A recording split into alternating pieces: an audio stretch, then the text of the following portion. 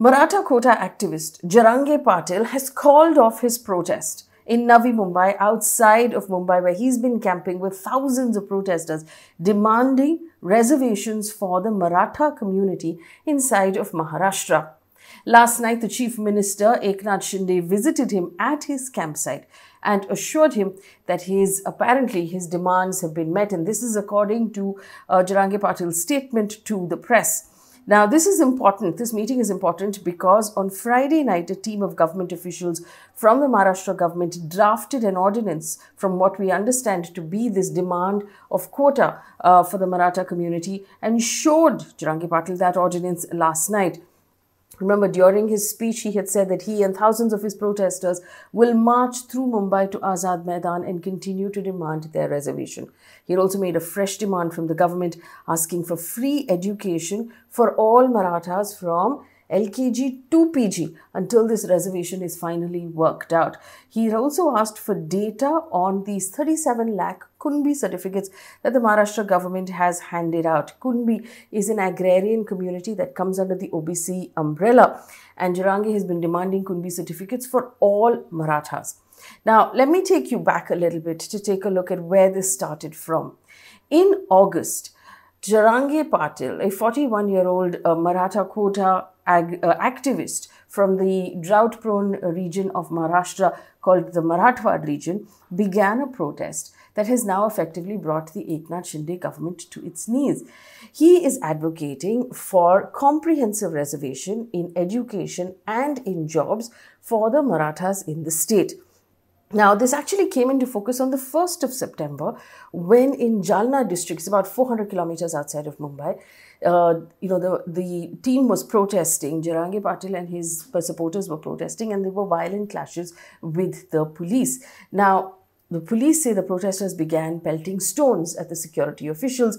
Demonstrators say the police began an unprovoked lathi charge in which there were several injuries then to those who were protesting. This, of course, became a political sort of firecracker in Maharashtra, with the opposition, including the Shiv Sena, accusing the Shinde-Fadnavis government of being anti-Maratha. After the situation became politicized, despite many public apologies from the Deputy Chief Minister Devendra Fadnavis and from the Chief Minister Eknath Shinde, Jarange-Patil initiated an indefinite hunger strike where he began to also refuse water. Eventually, after much persuasion from the Chief Minister, the activist called off his strike on the 14th of September, setting a 40-day deadline for the government to process these certificates, the OBC certificates for all Marathas. The Chief Minister then announced the formation of a 5-member committee headed by a retired Judge Sandeep Shinde to establish an SOP in order to issue the OBC certificates to all Marathas. However, when that deadline came on the 24th of October, Jarange-Patil commenced his second hunger strike, demanding a ban on all politicians in their villages until this quota was delivered. Now, Patil concluded his second hunger strike on the 2nd of November, following discussions with the government and the delegation that convinced him to allow time till the 2nd of January. That deadline has now passed as well.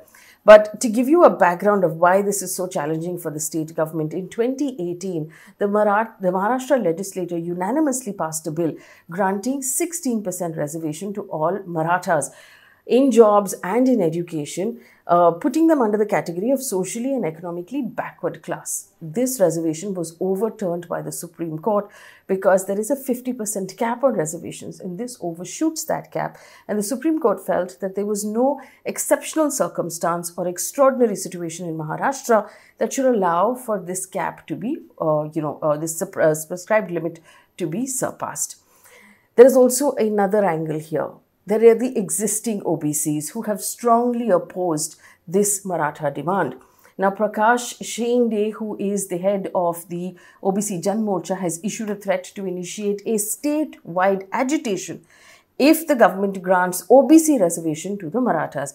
Now, the OBC leaders are saying that they don't have a problem with the Marathas getting their own reservation, but they shouldn't get it at the cost of the OBCs from inside the OBC's existing 19% reservation, because the national average is 27% for OBCs. Again, let me give you a split of what the reservations look like in Maharashtra right now.